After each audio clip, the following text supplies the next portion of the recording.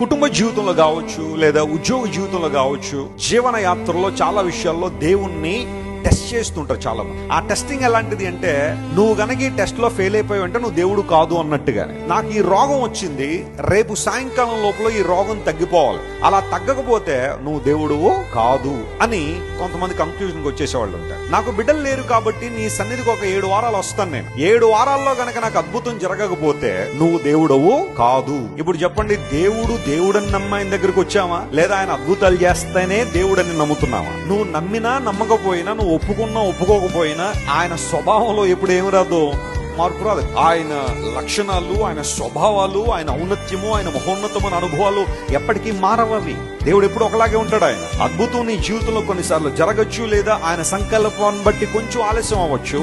నీ జీవితంలో అద్భుతం జరగలేదు అని చెప్పి దేవుడుగా కాకుండా పోడు. ఈ విషయాన్ని అందరూ గుర్తుపెట్టుకోవాలి.